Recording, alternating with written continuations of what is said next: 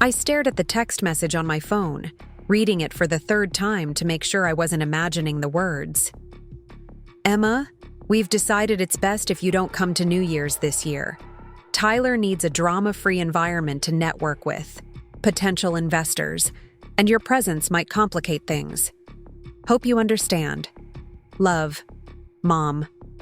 Before we jump back in, tell us where you're tuning in from, and if this story touches you, make sure you're subscribed, because tomorrow I've saved something extra special for you. 29 years of attending my family's New Year's Eve party, and suddenly I wasn't welcome because my success might overshadow my older brother's latest attempt to launch another doomed restaurant venture. The same brother who had burned through our grandmother's inheritance money that was supposed to be split between us. The same brother whose failed business dreams had already cost my parents their financial stability twice over. But here's what my parents didn't know as they typed that dismissive message. The mortgage extension papers they'd been desperately trying to get approved for the past 6 months were sitting on my desk at Summit Property Solutions, waiting for my signature as their co-signer. The same mortgage extension that would save their beloved family restaurant and their suburban Lakewood home from foreclosure. The irony wasn't lost on me that the daughter they were excluding from their celebration held the key to their financial survival. The crisp December air bit at my cheeks as I stepped out of my Tesla onto the polished concrete of Summit Property Solutions' parking garage. 6 years ago, when I'd started this real estate investment company from the cramped spare bedroom of my studio apartment, I never imagined it would grow into Denver's most sought-after property management firm. The building's glass facade reflected the early morning sun, casting golden light across the Summit Property Solutions logo etched into the marble entrance. My heels clicked against the lobby's polished floors as I made my way to the elevator, nodding to the security guard who'd become accustomed to my early arrivals. The elevator climbed smoothly to the 15th floor, where floor-to-ceiling windows offered a breathtaking view of the Rocky Mountains. On clear mornings like this, I could see all the way to Pikes Peak, a daily reminder of how far I'd climbed from the girl who used to bus tables at my parents' restaurant every weekend. "Good morning, Emma," David Kim, my assistant, greeted me as I entered the executive suite. He was already at his desk, steam rising from his coffee cup, surrounded by the organized chaos of client files and property reports that kept our operation running smoothly. The Morrison property closed yesterday, and Mrs. Patterson wants to schedule a walkthrough for the Cherry Creek duplex this afternoon. I accepted the coffee he handed me, prepared exactly how I preferred it, with a splash of oat milk and no sugar. David had been with Summit for 3 years now, hired fresh out of college when we could barely afford his starting salary.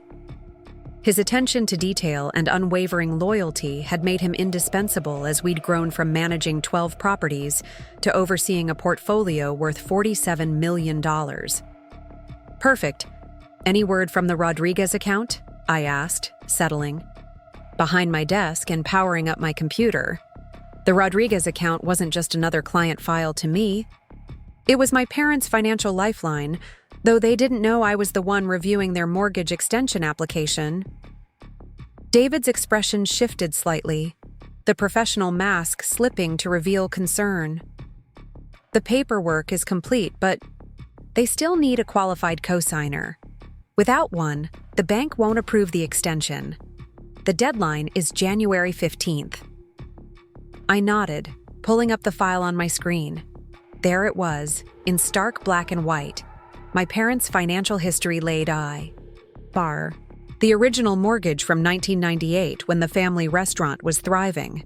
The first refinance in 2016 when Tyler's farm-to-table concept had hemorrhaged money for 8 months before closing. The second refinance in 2019 when his food truck venture had somehow managed to lose money during Denver's food truck boom. Each loan secured against both the restaurant property and their family home, each one bringing them closer to the edge of financial ruin. The documentation painted a picture of 2 hardworking people who had built something meaningful with Rodriguez Family Restaurant. only to watch their life's work slowly drain away as they repeatedly chose to enable their son's unrealistic dreams over their own financial security. My grandmother's inheritance, the $50,000 that should have been split between Tyler and me, had disappeared into his first failed venture without a trace. When I'd asked about my portion, my parents had explained that Tyler needed the full amount to give his restaurant the best chance of success, and that I was young enough to build my own opportunities. They hadn't been wrong about that last part. I had built my own opportunities, just not in the way they'd expected. The intercom buzzed, interrupting my review of their file. "Emma, Jessica Chen is here for your 9 o'clock, David announced. Jessica entered my office with the confident stride of someone who'd earned her place in Denver's competitive real estate investment scene. As my business partner and the managing director of our acquisitions division, she'd helped transform Summit from a small property management company into a powerhouse that developers actively courted for partnerships. Her sharp black suit and perfectly styled hair projected the same professional authority that had impressed our first major investor 3 years ago. "Looking at the Rodriguez file again?" she asked, settling into the leather chair across from my desk. Jessica had a talent for reading situations, a skill that had served us well in negotiations with stubborn property owners and demanding clients. I leaned back in my chair, gesturing toward the monitor displaying my parents' financial information. "They're running out of time. Without a cosigner, they'll lose everything by mid-January. The restaurant, the house, 35 years of building something in this community." Preparing and narrating this story took us a lot of time, so if you are enjoying it, subscribe to our channel. It means a lot to us. Now back to the story. Jessica studied me with the expression she reserved for complicated deals that required delicate handling. We'd worked together long enough that she could read the tension in my shoulders, the way I unconsciously straightened my spine when family complications intersected with business decisions. "And Tyler's latest venture?" she asked, though we both knew the answer. "Fusion cuisine meets molecular gastronomy," I replied with barely concealed frustration. "He wants to open a restaurant that serves liquid nitrogen cocktails alongside deconstructed tacos. In a market where established restaurants are struggling to survive post-pandemic, he thinks Denver needs avant-garde Mexican fusion." Jessica shook her head, the motion conveying more disappointment than surprise. She'd heard enough stories about Tyler's impractical business concepts to understand the pattern. Each new venture more ambitious than the last, each one more disconnected from market realities, each one requiring financial support my parents couldn't afford to provide. "The networking event at your parents' house," she continued, referencing the New Year's Eve party that had been a Rodriguez family tradition since before I was born. "Tyler's planning to pitch investors there?" I pulled up the text message on my phone, reading my mother's words aloud. "Tyler needs a drama-free environment to network with potential investors, and your presence might complicate things." The dismissal still stung, even after reading it multiple times since receiving it yesterday afternoon. Jessica's eyebrows rose in genuine surprise. "They uninvited you from New Year's Eve?" "Apparently, my success makes potential investors uncomfortable," I replied, the irony sharp in my voice. The daughter who built a $47 million company from nothing might overshadow the son who's burned through $130,000 of family money on failed restaurant concepts. The silence that followed carried weight, both of us understanding the deeper implications of my parents' decision. This wasn't just about one party or one evening. It was about a pattern of prioritizing Tyler's potential over my proven results, of treating my achievements as obstacles to his advancement rather than sources of family pride. Jessica leaned forward, her expression serious. "Emma, you know you don't owe them anything, right? You've built Summit without their support, without their investment, without even their encouragement for the first few years. Whatever you decide about the cosigner situation, it should be based on your own principles, not family obligation." Her words hit closer to home than I cared to admit. The early years of Summit had been a grind of 18-hour days, rejection, From traditional lenders who couldn't see past my age and gender, and the constant stress of bootstrapping growth without family financial backing. While Tyler had been given every opportunity to succeed, I'd been expected to figure things out on my own, to be practical and self-sufficient in ways that were never demanded of my brother. My computer chimed with an email notification. The sender was Amanda Foster, our HR director, with a subject line that made my stomach tighten. Tyler Rodriguez, employment inquiry. You've got to be kidding me, I muttered, clicking open the message. Amanda's email was professionally brief but loaded with subtext.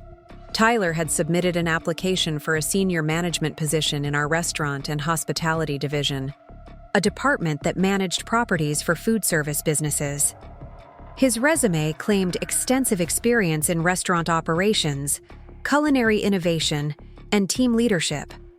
The application had been submitted through our standard online portal, with no mention of our family relationship. Jessica moved around my desk to read over my shoulder, her expression shifting from curiosity to disbelief as she scanned Tyler's inflated credentials. Senior management? He's never successfully managed a restaurant for more than 6 months.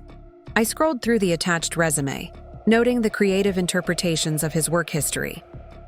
His 8-month failure as owner of Verde Farm Table was described as pioneered farm-to-table concept in competitive Denver market, achieving rapid brand recognition.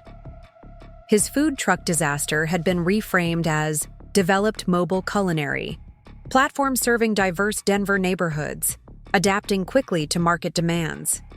The descriptions weren't technically lies, but they painted a picture of success that bore little resemblance to reality. Anyone reading this resume without additional context would assume Tyler was an experienced restaurant professional with a track record of innovation and leadership.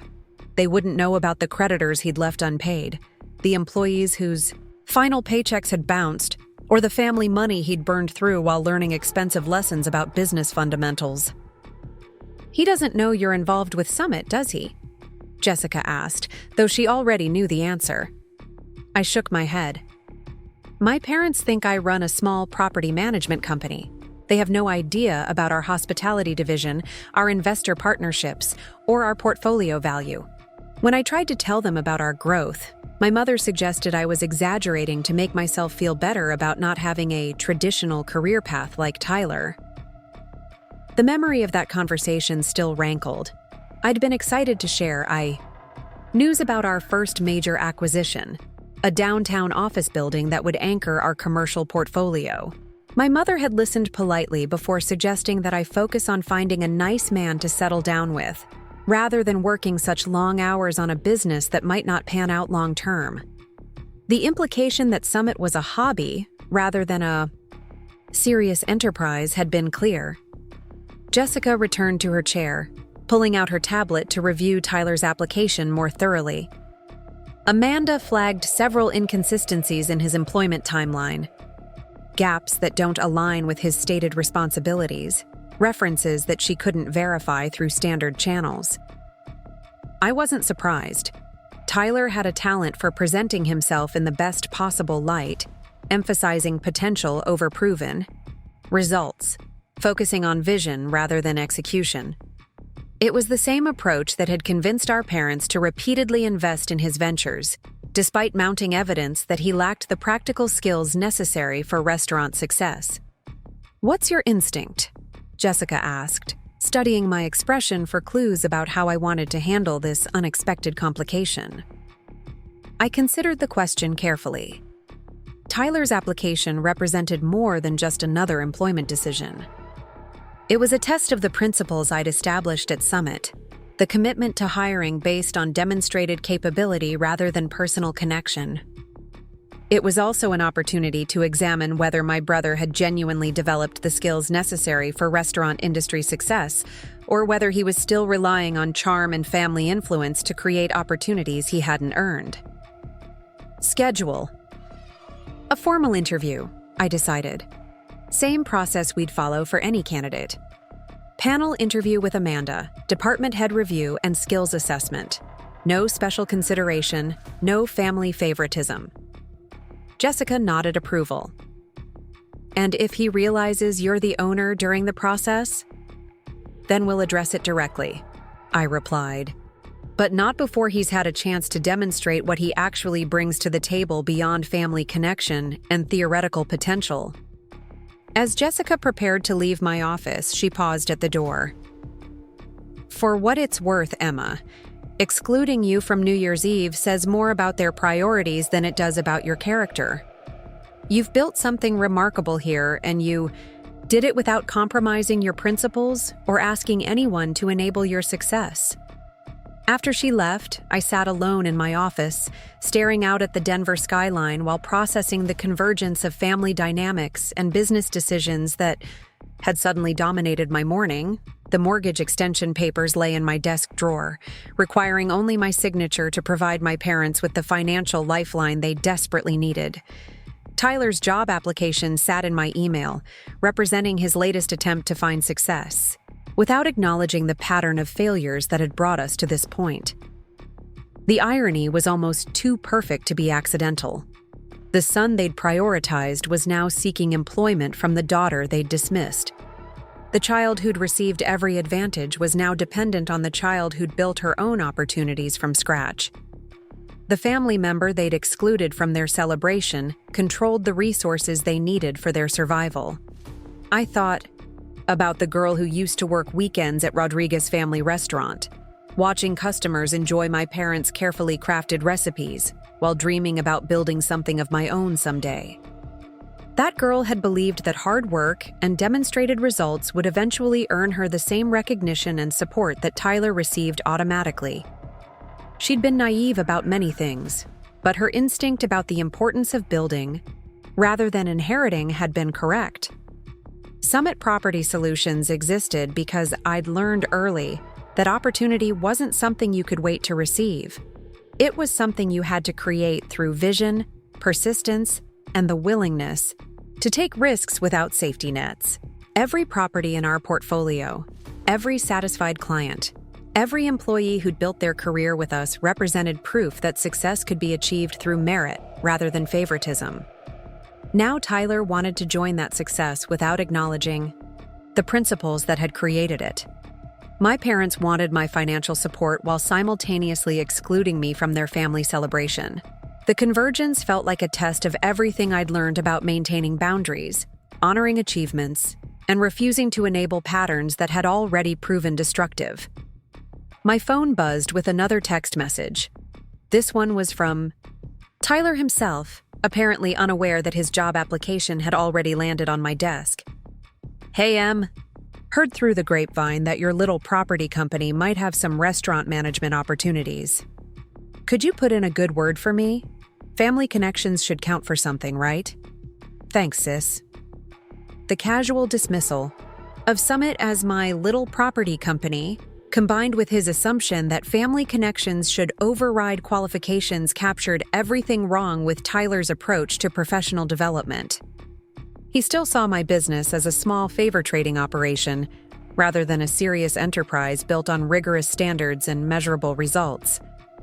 I set the phone aside without responding, turning my attention back to the mortgage extension documents that would determine my parents' financial future. The decision wasn't just about money or family obligation. It was about what principles I was willing to compromise and what patterns I was willing to enable moving forward. The girl who used to bus tables at Rodriguez Family Restaurant had grown into a woman who controlled $47 million in real estate assets. The daughter they'd excluded from New Year's Eve had become the person who could save their family legacy from destruction.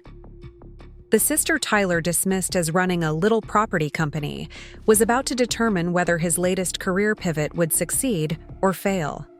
The power reversal was complete, even if my family didn't realize it yet. What happened next would depend on whether I chose to use that power to perpetuate old patterns or establish new ones based on the principles that had built Summit into what it had become. Outside my office window, Denver stretched toward the mountains, a city full of people building their own dreams through determination and skill, rather than inheritance and entitlement. I'd become one of them despite my family's choices, not because of them. Now it was time to decide whether that distinction would continue to define how I handled the intersection of family loyalty and personal principles. The mortgage papers waited in my desk drawer. Tyler's job application waited in my email. My parents' New Year's Eve party would proceed without me in just 5 days. Each situation represented a choice between enabling familiar patterns or maintaining the standards that had created everything meaningful in my professional life. I opened my laptop and began typing my response to Tyler's text message. Whatever happened next, it would be based on the same principles that had built Summit Property Solutions from nothing into something that couldn't be ignored, even by family members who'd spent years underestimating what I was capable of achieving. The next morning arrived with the kind of crystalline clarity that only Denver winters could provide. I'd spent the previous evening researching Tyler's business ventures more thoroughly, cross-referencing his claims with public records, health, department filings, and industry publications. The picture that emerged was even more troubling than I'd initially suspected. Verde Farm Table, his first restaurant, hadn't just failed due to market conditions. Health department records showed repeated violations for improper food storage and inadequate staff training. Customer reviews from the final months painted a picture of declining service, inconsistent food quality, and management that seemed more interested in networking events than daily operations. The closure had left 3 local farmers unpaid for thousands of dollars in produce deliveries. His food truck venture, Nomad Kitchen, had managed to accumulate 17 parking violations and 2 citations for operating without proper permits. Former employees had posted reviews on job sites describing erratic schedules, bounced paychecks, and a boss who disappeared for days at a time to attend culinary conferences while leaving skeleton crews to handle increasingly frustrated customers. Each failure followed the same pattern: ambitious launch with significant family financial backing, initial excitement and media attention, followed by gradual operational deterioration as Tyler lost interest in the mundane aspects of running a business. The cycle always ended with my parents quietly paying creditors to protect the family's reputation, while Tyler moved on to his next grand vision. I arrived at the office to find David already coordinating with Amanda Foster about Tyler's interview schedule. They'd arranged a standard 3-phase process: initial screening with Amanda, department-specific assessment with Carlos Martinez, who ran our hospitality division, and final evaluation with our executive team. No shortcuts, no family considerations, exactly the rigorous process that had helped us build a reputation for hiring exceptional talent. Carlos wants to include a practical component, David informed me as I settled at my desk with my morning coffee. Something that demonstrates actual restaurant management skills rather than just theoretical knowledge. I nodded approval. Carlos had spent 15 years in restaurant management before joining Summit to oversee our food service properties. His background included everything from casual dining chains to upscale establishments, giving him the practical expertise to evaluate candidates beyond their resumes. If anyone could assess Tyler's actual capabilities versus his self-promoted image, it was Carlos. "When's the first interview scheduled?" I asked, pulling up Tyler's application on my computer to review it once more. "Thursday afternoon. Amanda. Wanted to conduct the initial screening while you're off-site for the Morrison property inspection," David replied. His careful scheduling ensured that my presence wouldn't influence the early evaluation process, maintaining the objectivity that had become central to our hiring practices. The Morrison property inspection would take most of Thursday anyway. We were acquiring a historic building in Lodo that required extensive renovation to convert into mixed-use space with ground-floor retail and upper-level residential units. The project represented exactly the kind of complex development that had established Summit's reputation for transforming underutilized properties into profitable investments. My phone rang, displaying my mother's contact information. I hesitated before answering, knowing that any conversation with her lately seemed to circle back to Tyler's latest business aspirations and my apparent lack of enthusiasm for supporting them. "Emma, sweetheart," she began in the tone that usually preceded requests for favors or gentle criticism disguised as maternal concern. "I wanted to talk to you about New Year's Eve." "What about it?" I asked, though I suspected she wasn't calling to rescind my banishment from the family celebration. "Tyler's been working so hard on his new restaurant concept, and this party is really important for connecting with potential investors. You know how these business people can be, always looking for reasons to doubt young entrepreneurs." Her words carried the familiar implication that my success somehow diminished Tyler's prospects, rather than proving that Rodriguez's children were capable of business achievement.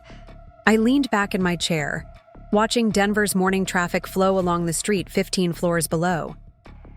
"Mom, I understand that Tyler needs to network. What I don't understand is why my presence would be problematic for potential investors." The pause that followed suggested she hadn't expected me to question the reasoning behind my exclusion. "Well, you know how you can be sometimes, sweetheart. Very direct about business matters, very focused on practical details. Tyler's concept is more visionary, more creative, and investors might not understand that if they're comparing it to your more traditional approach."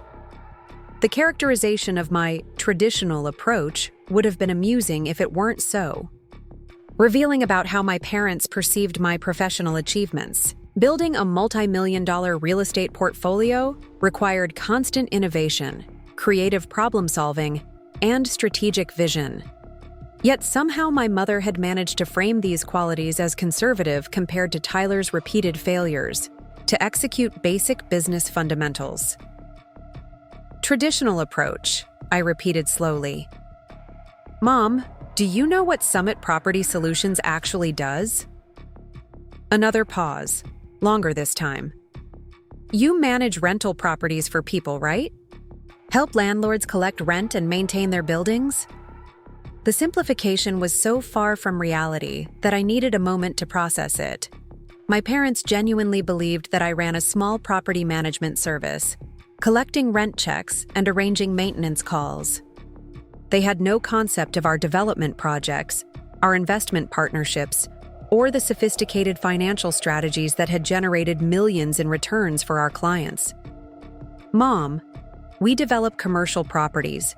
We've converted abandoned warehouses into mixed-use developments, transformed struggling shopping centers into profitable retail destinations, and created affordable housing solutions that serve hundreds of families. Last month, we closed a $12 million acquisition that will create jobs for 200 people when renovation is complete." The silence stretched long enough that I wondered if the call had dropped.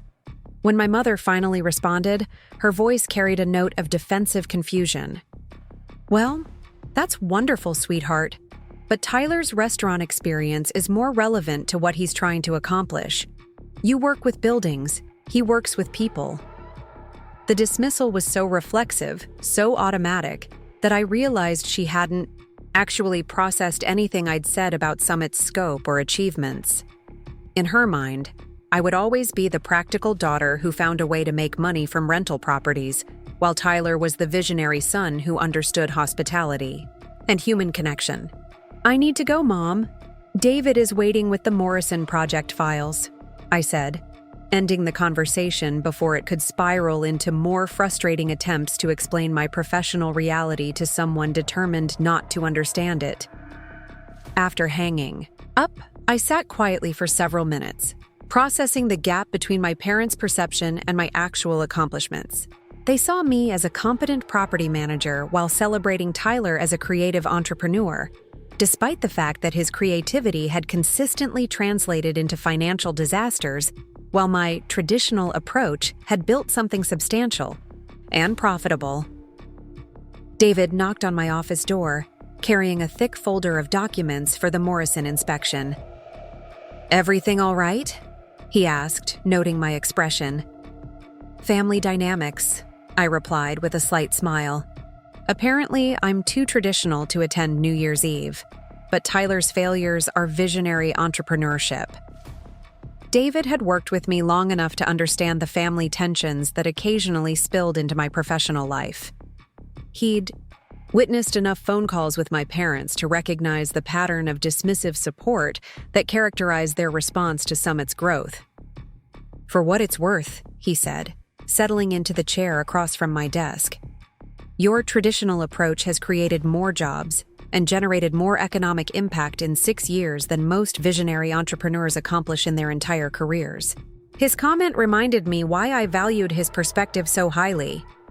David saw Summit's achievements clearly, understood the strategic thinking and calculated risks that had built our portfolio, and recognized the gap between public perception and actual impact. He'd been present for enough client meetings and investor presentations to know that our success wasn't accidental or lucky. Speaking of impact, I said, shifting focus back to immediate priorities. What's Carlos's assessment of the restaurant? Properties we're considering for the hospitality division expansion? David opened his tablet, pulling up the analysis Carlos had prepared for our upcoming board meeting. He's identified 3 properties with strong potential: the former steakhouse in Cherry Creek, the closed bistro in Rhino, and the failed pizzeria in Highland. All have good bones, established kitchen infrastructure, and locations that could support successful restaurants with proper management.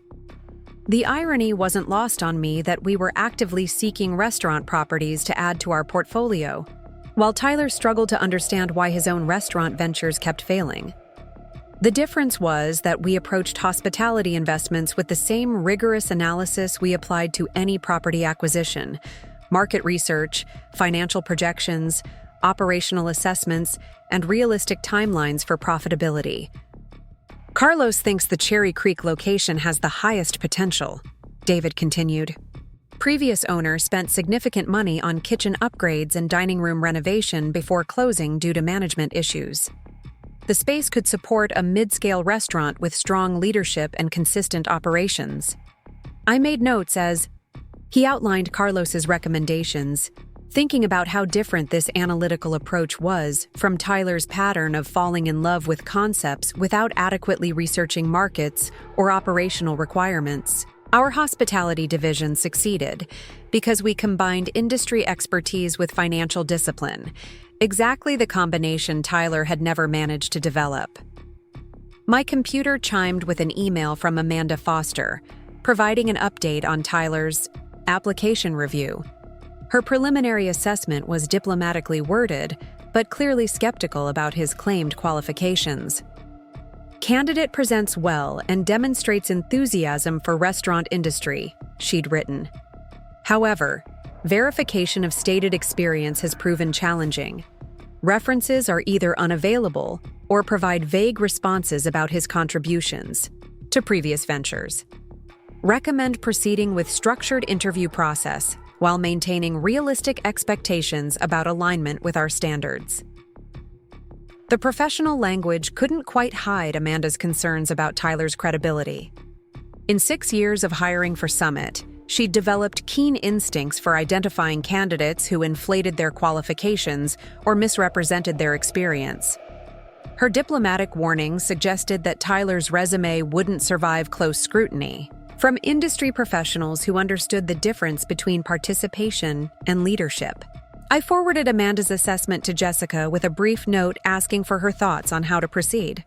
Within minutes, she responded with characteristic directness. Proceed with full interview process.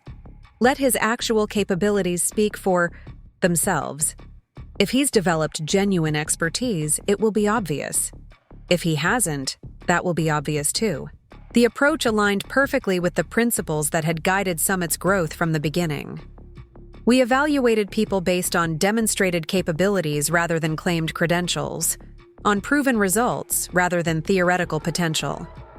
Tyler would receive the same objective assessment as any candidate, with his success or failure determined by his actual qualifications rather than family connection. Thursday morning arrived with the first snow of the season, Denver's skyline, softened by gentle flakes that promised a beautiful but challenging day for property inspections. I dressed in practical boots and a warm coat, knowing that the Morrison building tour would involve walking through unheated spaces and climbing stairs to examine structural elements that would determine our renovation strategy. The Morrison. Building stood in the heart of Lodo, a 5-story brick structure that had housed everything from warehouses to artist studios over its 100-year history. Our plan involved converting it into mixed-use space with retail on the ground floor, office space on floors 2 and 3, and residential lofts on the upper levels. The project would require extensive mechanical upgrades, careful preservation of historic details, and creative solutions to maximize space efficiency. Carlos met me at the building entrance, carrying architectural plans and a tablet loaded with comparable properties we'd developed over the past 3 years. His enthusiasm for the project was evident as he outlined his vision for the ground floor restaurant space. 2,400 square feet with 14-foot ceilings, he explained as we walked through the empty space. Exposed brick walls, original hardwood floors that can be restored, and enough room for a 100-seat dining room with open kitchen concept. I followed him through the space, envisioning how it could be transformed from its current state of elegant decay into a thriving restaurant. The bones were excellent. Solid construction, interesting architectural details, and abundant natural light from large windows facing both the street and an interior courtyard. Market analysis supports mid-scale casual dining, Carlos continued, consulting his tablet as we examined the proposed kitchen layout. Demographics show strong demand for quality food and relaxed atmosphere. Price point between fast casual and fine dining. His research was thorough, exactly the kind of detailed market analysis that Tyler had never conducted before launching his ventures. Carlos understood that successful restaurants required more than creative concepts. They needed realistic assessment of customer demand, operational efficiency, and financial sustainability. Timeline for restaurant build-out? I asked, taking notes on my phone as we discussed infrastructure requirements. 8 months from permits to opening, assuming no major structural surprises, Carlos replied. We'd want an experienced operator as tenant, someone with proven track record in this market segment. The emphasis on proven track record reflected the hard-earned wisdom that guided all our hospitality investments. We'd learned that restaurant success required specific expertise that couldn't be improvised or learned through trial and error. The operators we partnered with had demonstrated their capabilities through years of profitable operations, not just ambitious visions. My phone buzzed with a text from David. Tyler Rodriguez interview completed. Amanda and Carlos want to debrief with you when you return. The timing was perfect. By the time I finished the Morrison inspection and returned to the office, Tyler's evaluation would be complete and ready for review. Whatever the outcome, it would be based on objective assessment, rather than family considerations. The drive back to Summit's offices gave me time to process the morning's property tour and prepare for the afternoon's more personal business. The Morrison project represented everything I loved about real estate development. Taking something with good bones but unrealized potential and transforming it into something valuable for the community. The process required vision, certainly, but also detailed planning, financial discipline, and patient execution of complex logistics. Tyler had always been attracted to the vision part of business development while struggling with the planning and execution phases that actually determined success or failure. His interview performance would reveal whether he'd developed appreciation for these practical aspects of business or whether he was still focused primarily on concept and presentation. Amanda and Carlos were waiting in the conference room when I arrived, their expressions professionally neutral, but carrying undertones that suggested the interview hadn't gone according to Tyler's expectations. Amanda's notebook was filled with detailed observations, while Carlos had prepared a summary assessment on his laptop. How did it go? I asked, settling into my chair and accepting the coffee David had prepared. Amanda consulted her notes before responding. Mr. Rodriguez is articulate and enthusiastic about restaurant operations. He demonstrates familiarity with industry terminology and current trends. However, when we asked for specific examples of successful initiatives he'd led, His responses were vague and often shifted focus to external factors rather than his personal contributions. Carlos nodded agreement, pulling up his assessment on the laptop screen. I gave him a practical scenario: managing a restaurant during a busy weekend when you're short-staffed, have a large reservation party arriving, and discover an equipment malfunction in the kitchen. His response focused on delegating to team members and maintaining customer relations, but he couldn't articulate specific operational steps to address the immediate problems. The feedback aligned with what I'd suspected about Tyler's approach to restaurant management. He understood the big picture and social aspects of hospitality, but lacked the detailed operational knowledge that separated successful operators from enthusiastic amateurs. Did he mention any connection to me or Summit specifically? I asked, curious whether Tyler had recognized the company name or made the family connection during the interview process. No direct mention, Amanda replied. He did ask about growth opportunities and whether we promoted from within, suggesting he saw this as a stepping stone rather than a long-term position.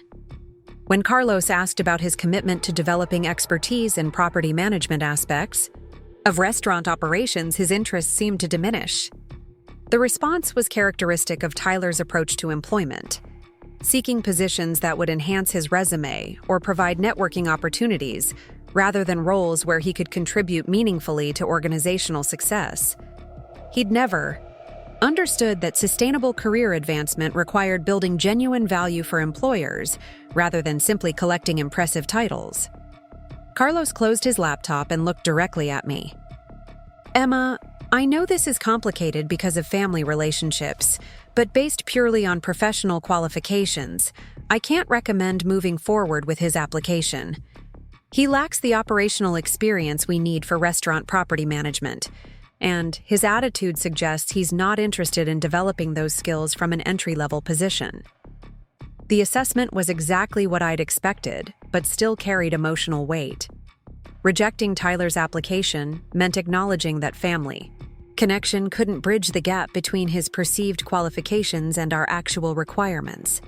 It meant maintaining the standards that had built Summit's reputation, even when doing so disappointed family members who expected different treatment. I appreciate your thorough evaluation, I told them both.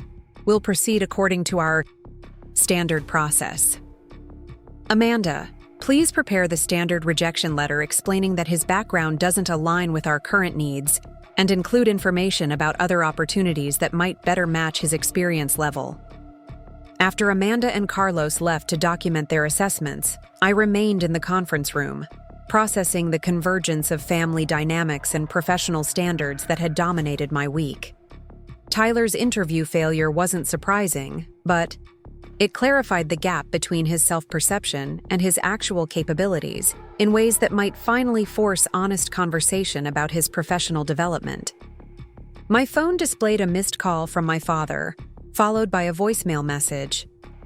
I listened to his gravelly voice explaining that the mortgage extension deadline was approaching rapidly, and they were hoping I might be willing to serve as co-signer, given my stable income from the property management business.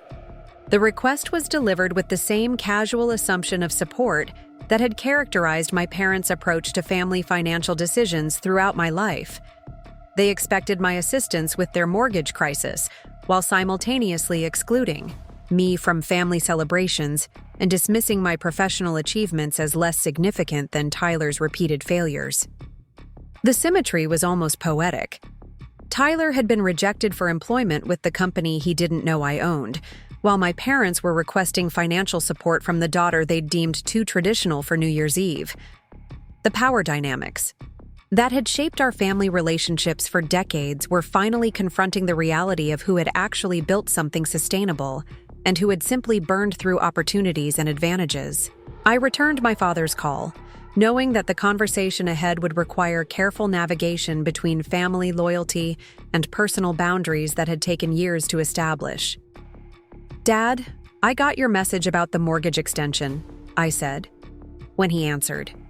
Emma, thank goodness you called back. Your mother and I have been so worried about this deadline. The bank needs a co-signer by January 15th, and frankly, You're the only family member with stable enough income to qualify. The acknowledgement of my financial stability sat awkwardly alongside their persistent dismissal of my professional accomplishments. I was stable enough to guarantee their debt, but too traditional to attend their social gathering. Successful enough to solve their problems, but not accomplished enough to merit recognition equivalent to Tyler's failures. I understand the situation is serious, I replied carefully. Can we meet this weekend to discuss the details? I'd like to review all the documentation before making any commitments. Of course, he agreed quickly. Saturday afternoon works perfectly. We can go over everything, and I'm sure we can work out terms that make sense for everyone. The assumption that we'd simply work out terms reflected the same entitled expectation that had governed family financial decisions throughout my childhood. Tyler's needs had always been non-negotiable requirements that family resources naturally accommodated, while my needs had been presented as optional preferences that could be deferred or ignored based on convenience. I'll see you Saturday, I confirmed, ending the call before he could begin outlining his expectations for our negotiation. The week was shaping up to be a comprehensive test of the principles I'd spent years developing through Building Summit. Family connection versus professional standards, emotional obligation versus financial boundaries, the comfortable patterns of childhood roles versus the reality of adult achievements. Each decision would reinforce either the merit-based approach that had created my success or the favoritism-based system that had enabled Tyler's failures. Outside my office window, Denver's afternoon light painted the mountains in shades of gold and purple, a daily reminder of the broader world beyond family complications. I'd built Summit by focusing on that broader world, creating value for clients and employees who evaluated results rather than relationships, who rewarded contribution rather than connection. Now it was time to determine whether those same principles could be applied to family decisions that would affect not just my parents' financial future, but the fundamental dynamics that had shaped our relationships for nearly 3 decades.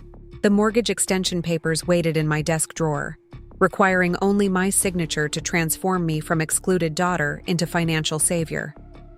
But this time, unlike the situation with my grandmother's inheritance 8 years ago, I controlled the terms of engagement.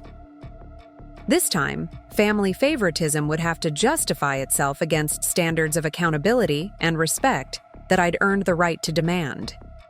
This time, the practical daughter would determine whether supporting family meant enabling familiar patterns or requiring genuine change. The decision would define not just my parents' financial future, but whether our family could evolve beyond the hierarchies and assumptions that had guided our relationships since childhood. Saturday's meeting would reveal whether they were ready for that evolution or whether they expected my financial support to come with the same automatic accommodation they'd always received from the daughter they'd consistently underestimated.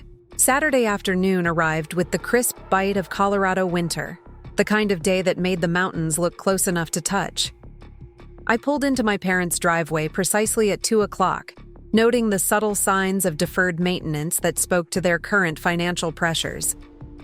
The front walk needed repair, the exterior paint was beginning to peel near the eaves, and the landscaping showed the kind of neglect that comes when every dollar has to be allocated to more pressing concerns. Rodriguez Family Restaurant sat on the commercial property adjacent to their home, connected by a small garden path that had allowed my parents to blur the boundaries between work and personal life for over 3 decades. The restaurant's exterior looked tired but dignified, like an aging performer still capable of drawing applause, but showing the wear of too many performances without adequate rest. My father answered the door before I could knock, his expression mixing relief and anxiety in equal measure. Robert Rodriguez had always been a man who solved problems through hard work and determination, but the mounting financial pressures of the past few years had carved new lines around his eyes and added gray to his temples that seemed to have appeared overnight. "Emma, come in," he said, ushering me into the living room where my mother waited with a coffee service arranged on the table that had hosted countless family discussions over the years. Linda Rodriguez rose to embrace me, her perfume, carrying the familiar scent of vanilla and cinnamon that always reminded me of weekend mornings when she'd let me help with baking for the restaurant. The living room hadn't changed much since my childhood, still decorated with the careful mixture of family photos and Mexican folk art that reflected my parents' pride in their heritage and their American success story. What was new were the stacks of financial documents arranged on the dining table, evidence of the bureaucratic complexity that had turned their mortgage crisis into a full-time occupation. "We really appreciate you taking time to help us with this situation," my mother began, settling back into her chair with the gracious hospitality that had made Rodriguez Family Restaurant a neighborhood gathering place for over 30 years. "We know how busy you are with your property management business." The casual dismissal of Summit's scope still stung, but I'd learned to manage my reactions to my parents' persistent misunderstanding of my professional achievements. Today's conversation was about their financial crisis, not my need for recognition or validation of my career trajectory. "Let's start with the basic situation," I said, accepting the coffee my mother offered and pulling out my tablet to take notes. "What's the current status of both properties, and what exactly are you requesting from the bank?" My father reached for a folder thick with documentation, his movements careful and deliberate. The man who had once carried cases of beer and bags of flour with casual strength now moved like someone conscious of every physical effort, another sign of the stress that had accompanied their financial difficulties. "The restaurant property has been paid off for 8 years," he explained, spreading mortgage documents across the coffee table. "We used it as collateral for the first refinance of the house when Tyler needed startup capital for Verde Farm Table. Then we used both properties for the second refinance when his food truck required additional investment." I studied the documentation, while taking notes, building a timeline of financial decisions that painted a clear picture of how my parents had systematically leveraged their life's work to fund Tyler's unsuccessful ventures. Each loan had seemed reasonable at the time, each refinance justified by optimistic projections about his business prospects, each decision made with the loving confidence that their son's potential would eventually justify their investment. "Current balance on the consolidated mortgage?" I asked, though I already knew the answer from reviewing their file at Summit. $247,000, my mother replied, her voice carrying the weight of a number that represented decades of equity converted into debt. "The payment has become unmanageable since the restaurant's revenue declined during the pandemic restrictions." The explanation was partly true but incomplete. Yes, pandemic restrictions had damaged the restaurant's income, but the underlying problem was the debt service created by funding Tyler's failed ventures. Rodriguez Family Restaurant had survived previous economic downturns because it was debt-free and conservatively managed. The current crisis stemmed from transforming a profitable, stable business into one burdened with payments that consumed most of its cash flow. "And the extension you're requesting?" I continued, maintaining professional objectivity despite the emotional complexity of reviewing my parents' financial decisions. My father pulled out additional paperwork, bank correspondence that outlined the proposed modification to their loan terms. Extending the payment period from 15 years to 25 years, which would reduce the monthly payment by $800. The bank requires a qualified co-signer due to the restaurant's reduced income over the past 2 years. The modification made financial sense from a cash flow perspective, giving them breathing room to stabilize the restaurant's operations and potentially rebuild their equity over time. The challenge was that banks had become much more conservative about lending since the pandemic, requiring additional guarantees for any modifications to existing loans. "Have you explored other options?" I asked, genuinely curious whether they'd considered alternatives to family co-signing. "Business loans? Equipment financing? Potential investors in the restaurant itself?" The question seemed to catch them off guard, as if the idea of seeking business solutions to business problems hadn't occurred to them. My parents had always operated Rodriguez Family Restaurant as a family enterprise, solving problems through family resources rather than external business relationships. We looked into some business loan programs, my mother replied hesitantly. But they all required personal guarantees anyway, and the interest rates were much higher than the mortgage. Modification. Plus, Tyler thought it might be better to keep things simple with family, rather than involving outside investors who might not understand our long-term vision. The mention of Tyler's input on their financial strategy struck me as particularly ironic, given that his business decisions had created their current crisis. The son whose ventures had consumed their equity was now advising them on how to resolve the financial problems his failures had generated. "Where is Tyler today?" I asked, noting his absence from a family meeting focused on financial decisions that directly related to his unsuccessful business ventures. My parents exchanged a glance that suggested they'd anticipated this question, but weren't entirely comfortable with their answer. "He's at a food and wine festival in Aspen," my father explained, networking with potential investors for his new restaurant concept. The molecular gastronomy fusion idea has been getting excellent feedback. The explanation would have been laughable if it weren't so painful to witness. Tyler was spending money on luxury travel to promote another untested business concept. While his parents struggled with mortgage payments created by funding his previous failed concepts, the pattern of prioritizing his aspirations over their financial stability continued even as they faced potential foreclosure. "I see," I replied neutrally, making notes about Tyler's absence from the family financial crisis he'd helped create. "And his timeline for this new venture?" "He's hoping to secure initial investment by spring and open by fall," my mother said, with the practiced optimism that had sustained her through 3 previous cycles of Tyler's entrepreneurial enthusiasm. This concept is different, though. Much more sophisticated, targeting a higher-end market that appreciates culinary innovation. The description sounded exactly like every previous Tyler restaurant pitch: ambitious, sophisticated, innovative, and completely disconnected from the practical realities of restaurant operations that had doomed his earlier ventures. The difference was that this time, my parents no longer had equity to convert into startup capital for his experimentation. "Mom? Dad?" I said gently, setting down my coffee and leaning forward to establish the serious tone this conversation required. "I need to ask some direct questions about the co-signer arrangement and what it would mean for all of us." My father nodded eagerly, apparently relieved to move toward concrete discussion of solutions rather than continued analysis of problems. "Of course, Emma. We want to be completely transparent about everything. If I co-sign this mortgage extension, I become legally responsible for the debt if you're unable to make payments. Given that the restaurant's current financial struggles stem from previous business investments that didn't succeed, what assurance can you provide that this pattern won't repeat with Tyler's new venture?" The question hung in the air like a challenge to family mythology that had never been directly confronted. For years, Tyler's business failures had been framed as learning experiences, market timing issues, or unforeseeable circumstances rather than pattern of poor planning and execution.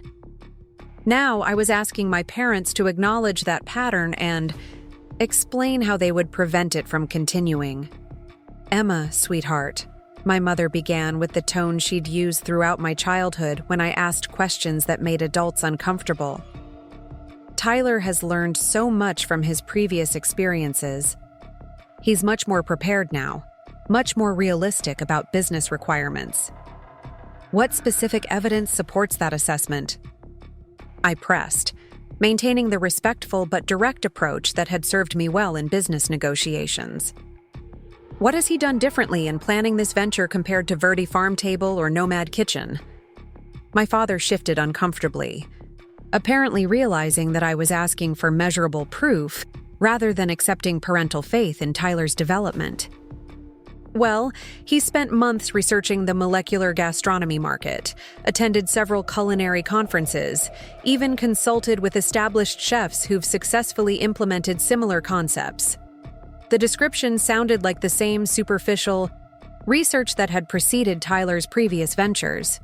attending conferences, talking to experts, gathering information without developing the practical skills necessary for successful execution.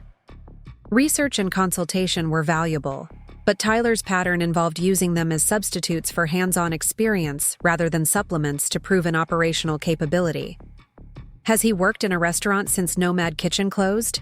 I asked, knowing the answer, but wanting to hear how my parents would address Tyler's lack of recent industry experience. Another uncomfortable pause. "He's been focusing on concept development and investor relations," my mother explained, "building the relationships and financial backing necessary for a more ambitious project than his previous ventures."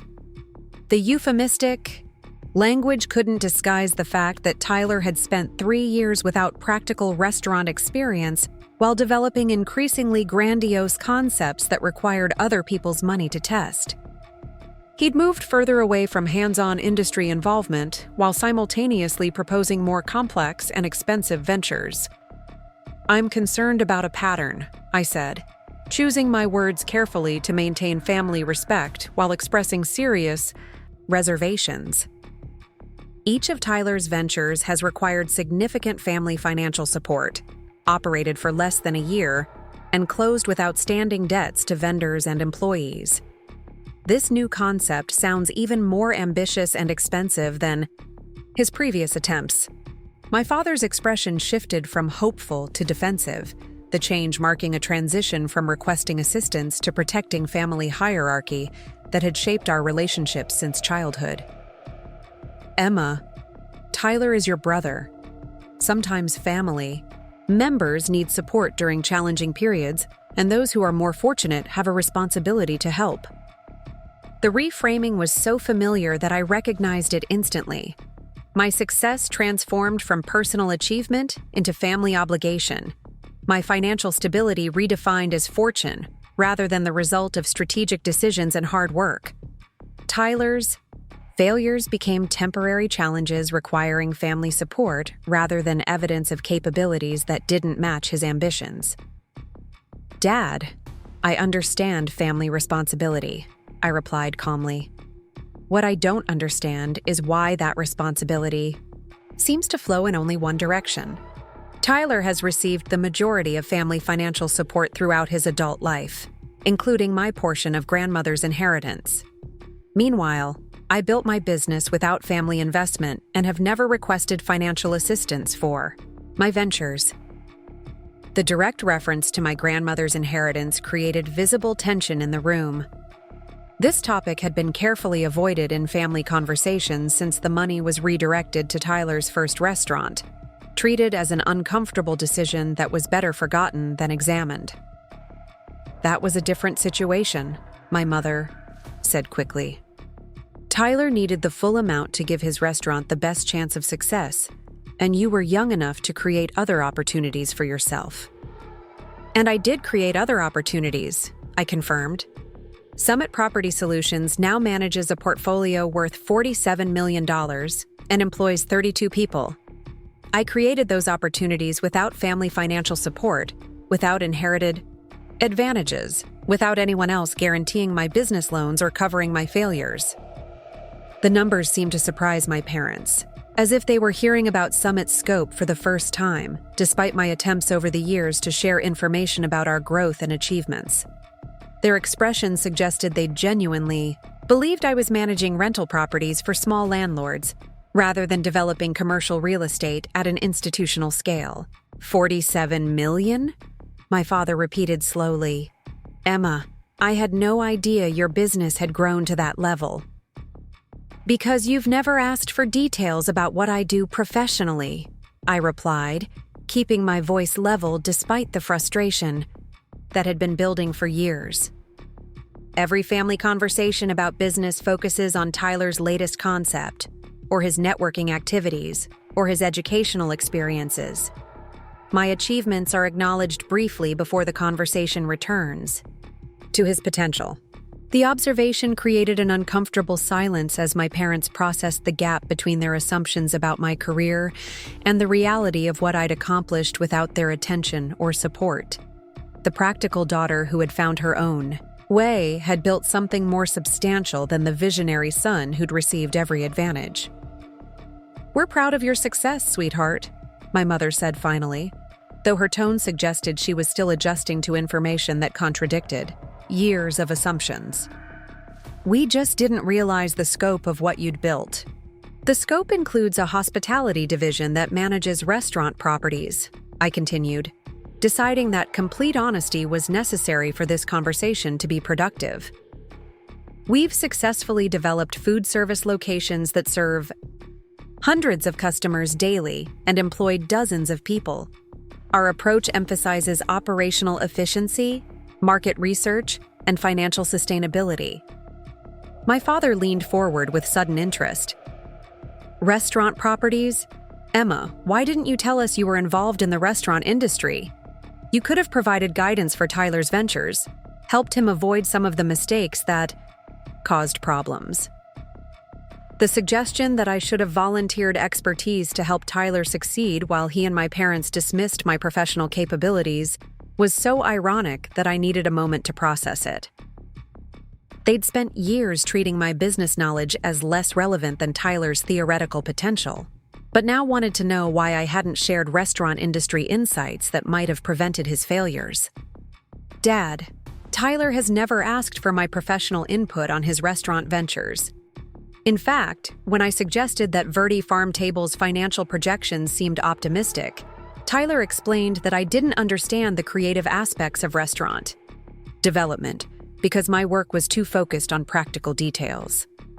The memory of that conversation still stung. I'd spent hours reviewing Tyler's business plan, identifying potential cash flow problems, and market positioning issues that could threaten his success.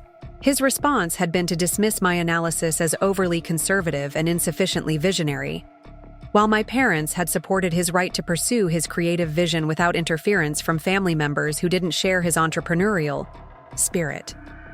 "Perhaps there were misunderstandings," my mother suggested diplomatically. "Sometimes communication between siblings can be complicated by old patterns and assumptions." The understatement was remarkable in its inadequacy. Our family communication wasn't complicated by misunderstandings. It was structured by a hierarchy that consistently valued Tyler's potential over my achievements, his creative vision over my practical results, his needs over my contributions. "Mom, Tyler applied for a job at Summit Property Solutions this week," I said, deciding that complete transparency was the only path forward. "He submitted his resume for a senior management position in our restaurant division without knowing that I own the company." The revelation created stunned silence as my parents processed the implications of what I'd just shared. Tyler had sought employment with his sister's company while remaining unaware of her professional identity, demonstrating just how completely they'd all misunderstood the scope of my business achievements. "He applied to work for you?" my father asked slowly. "Tyler applied for a job at your company?" "He was interviewed by our HR director and hospitality division manager using our standard evaluation process," I confirmed. "His application was rejected because his claimed experience couldn't be verified, and his practical knowledge of restaurant operations was insufficient for the position he was seeking." My mother's expression shifted from surprise to something approaching alarm. "Emma, you rejected your own brother's job application without even talking to him directly?" The question revealed the fundamental disconnect between my parents' expectations and the principles that had built Summit into a successful enterprise. They assumed that family connection should override professional standards, that Tyler's application should have received special consideration based on our relationship, rather than objective evaluation of his qualifications. I ensured that Tyler received the same fair evaluation as any candidate, I corrected.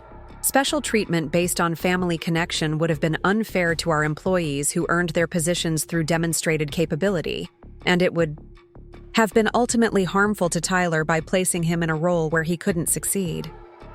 "But he's family," my mother protested, as if stating an obvious truth that invalidated all other considerations.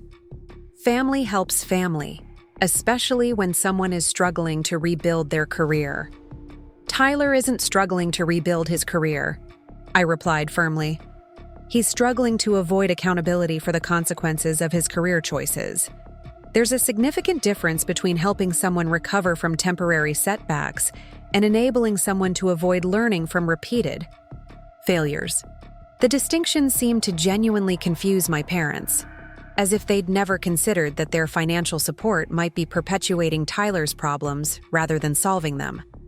For years, they'd rescued him from the consequences of poor decisions, preventing him from experiencing the feedback that might have motivated him to develop better business judgment. "Emma," my father said slowly, his voice carrying a new note of uncertainty, "are you saying that you won't co-sign our mortgage extension because you disapprove of our support for Tyler's business ventures?" The question framed my hesitation as punishment for family decisions rather than reasonable concern about future financial responsibility.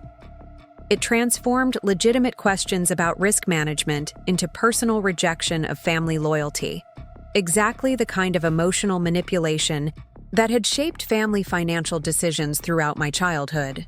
"I'm saying that I need assurance that co-signing this mortgage won't simply enable another cycle of the same pattern that created your current financial crisis," I clarified.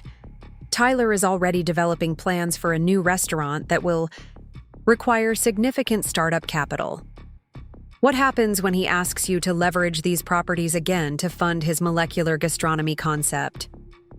The question forced my parents to confront the likelihood that Tyler would soon be requesting additional financial support, just as he had before every previous venture. His pattern of moving from one ambitious concept to the next without acknowledging the failures of previous attempts made it virtually certain that he would soon be seeking family investment in his latest idea.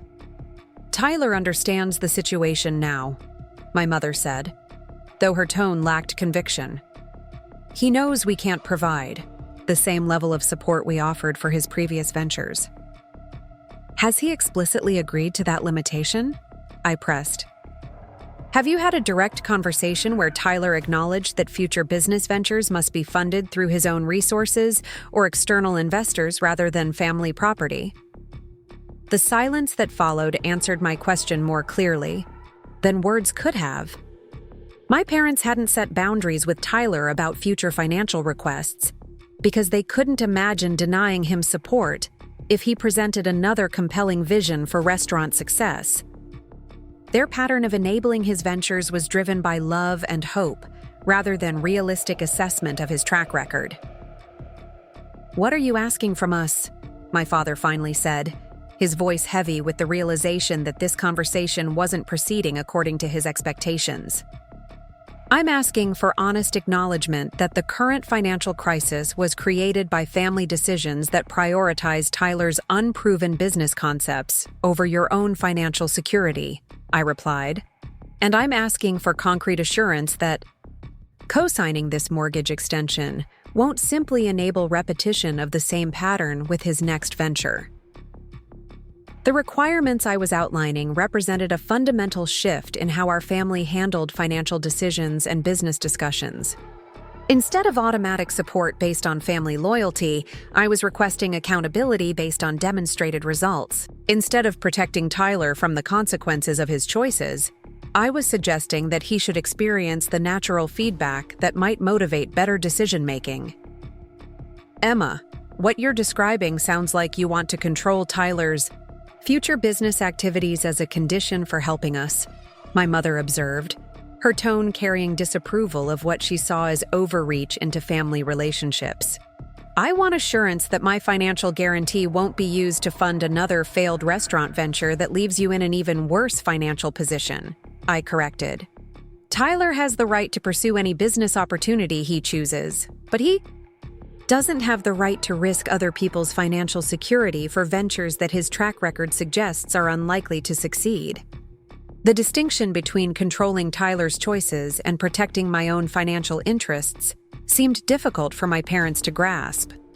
They'd spent so many years treating family resources as automatically available for Tyler's use that the idea of conditions or boundaries felt like betrayal of family solidarity. "So you're refusing to help us?" my father concluded, his voice carrying disappointment that felt designed to trigger guilt. rather than address the substance of my concerns. I'm asking for information and assurance that would allow me to help you responsibly, I replied, maintaining calm professionalism despite the emotional manipulation inherent in his response. The mortgage extension makes sense as a way to stabilize your financial situation, but only if it's part of a broader plan that prevents repetition of the decisions that created this crisis.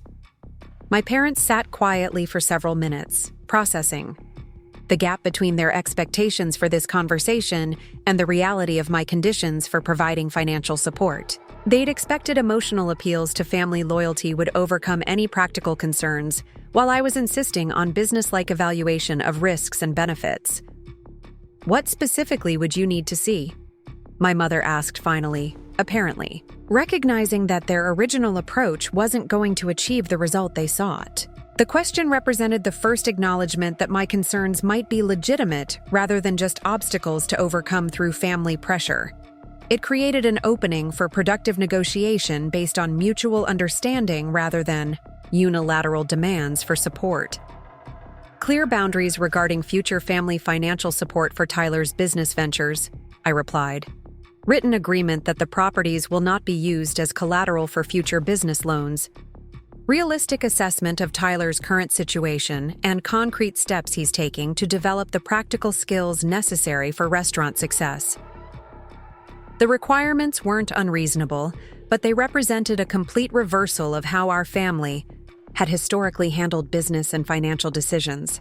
Instead of automatic support followed by hope for positive outcomes, I was requesting accountability measures and realistic planning before providing assistance. And if we agree to those conditions, my father asked, then I'll co-sign the mortgage extension and help you develop a long-term plan for rebuilding your financial stability, I confirmed. But the agreement has to be genuine, not just words designed to secure my signature followed by gradual erosion of boundaries once the crisis passes. The conversation had reached its crucial turning point. My parents could accept that their approach to family financial decisions needed fundamental change, or they could continue expecting automatic support regardless of the consequences. Their choice would determine not just whether I co-signed their mortgage, but whether our family relationships could evolve beyond the patterns that had shaped them since childhood. Outside, the winter afternoon was giving way to early evening, Denver's skyline beginning to glow with the lights of people finishing their weekend activities and preparing for another week. Inside my parents' living room, we sat surrounded by financial documents that represented both their life's work and the consequences of decisions driven by love rather than wisdom. The mortgage extension papers that could solve their immediate crisis lay on the table between us, requiring only my signature to transform their financial future. But that signature would represent more than just loan guarantee. It would either perpetuate the family patterns that had created this crisis or establish new principles based on accountability and realistic planning. My parents exchanged a long look, the kind of wordless communication that developed between couples who'd spent decades navigating challenges together. When my father finally spoke, his voice carried the weight of decisions that would reshape our family dynamics moving forward. Emma, I think we need to have a longer conversation about this, probably with Tyler present so everyone understands the situation and the proposed changes. The suggestion represented both progress and potential complication. Including Tyler in family financial discussions was necessary for establishing clear boundaries, but it also meant confronting his sense of entitlement to family support directly, rather than managing it through indirect negotiations with our parents. I agree, I replied. But Tyler needs to understand that this isn't a negotiation about whether boundaries will be established.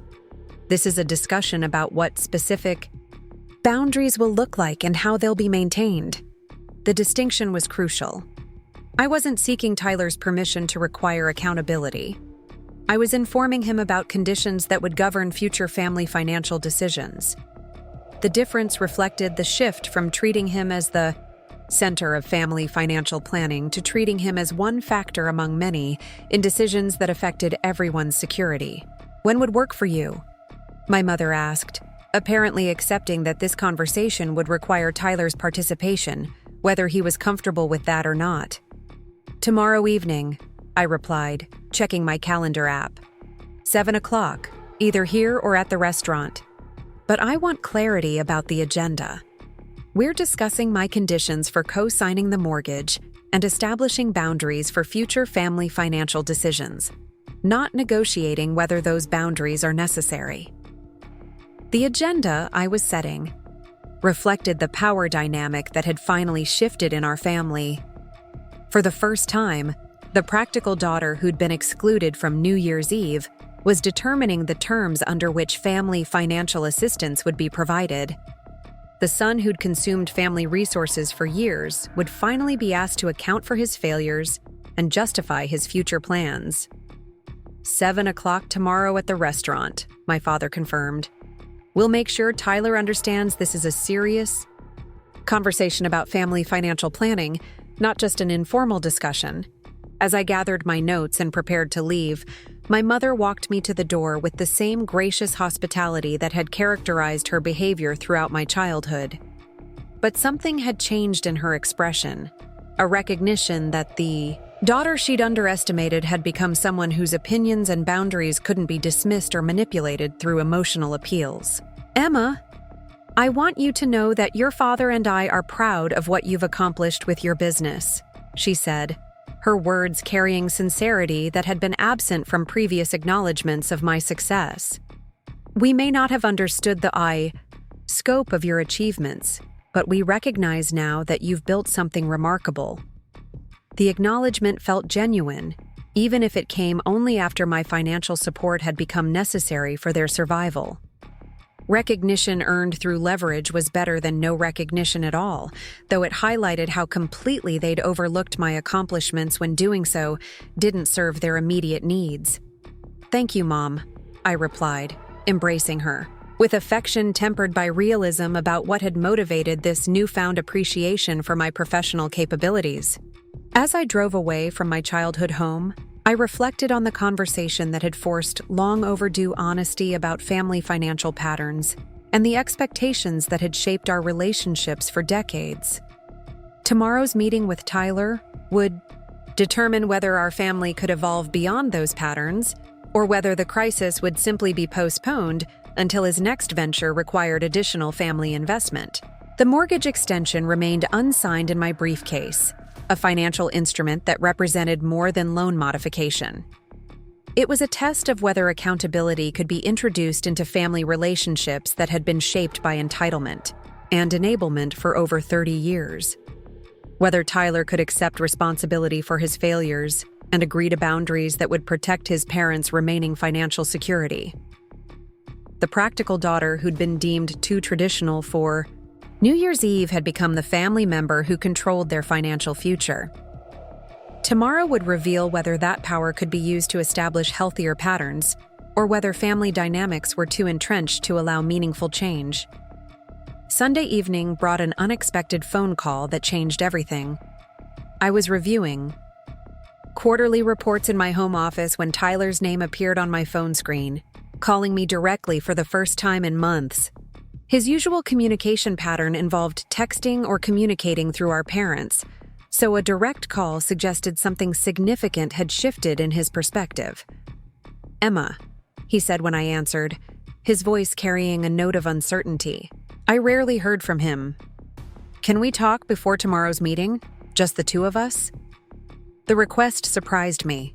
Tyler had spent years avoiding direct conversation about his business failures or family financial dynamics, preferring to communicate through intermediaries who could soften difficult messages or reframe uncomfortable realities. His initiative to reach out personally suggested he'd begun processing the implications of tomorrow's family discussion. "Of course," I replied, settling back in my leather chair and closing the laptop containing Summit's financial projections. "What's on your mind?" A pause followed, filled with the kind of silence that preceded admissions Tyler rarely made. "Mom and Dad explained what happened with my job application at your company. I had no idea Summit Property Solutions was yours." The acknowledgement hung between us, carrying implications neither of us had fully processed yet. Tyler had sought employment with his sister's company while remaining completely unaware of her professional identity, demonstrating the gap between his assumptions about my career and the reality of what I'd built. The application was evaluated using our standard process, I confirmed, maintaining the professional tone that had served me well in difficult business conversations. No special treatment in either direction. They said I didn't meet the qualifications for the position I was seeking, Tyler continued, his voice carrying a mix of embarrassment and genuine curiosity. Carlos Martinez, your hospitality manager, mentioned that my answers about operational scenarios were too theoretical, not practical enough for actual restaurant management. The feedback from Carlos represented exactly the kind of honest assessment Tyler had avoided throughout his career by surrounding himself with family members and business associates who prioritized encouragement over accuracy. Carlos had no emotional investment in protecting Tyler's self-image, allowing him to deliver the unfiltered evaluation that might actually motivate professional growth. Carlos has 15 years of restaurant management experience, I explained. His assessment was based on practical knowledge requirements for success in our hospitality division. We manage properties where operational failure could affect hundreds of employees and thousands of customers. Tyler absorbed this information quietly, apparently contemplating the gap between his self-perception and professional evaluation by someone with relevant expertise. The silence stretched long enough that I wondered if he was processing feedback he'd never received so directly before. "Emma, can I ask you something honestly?" he finally said. "When you built Summit, did you ever consider bringing me in as a partner or asking for my input on restaurant-related projects?" The question revealed both vulnerability and persistent misunderstanding of how I'd approached building my business. Tyler still seemed to believe that family connection should have created automatic opportunity for him to participate in my success, even as he was beginning to recognize that his qualifications might not have justified such inclusion. "Tyler, when I started Summit 6 years ago, you were completely focused on Verde Farm Table and had no interest in property development or investment strategies," I replied carefully. "Every conversation we had about business centered on your restaurant concepts, not collaborative opportunities in real estate." The response was diplomatically honest, without being deliberately hurtful.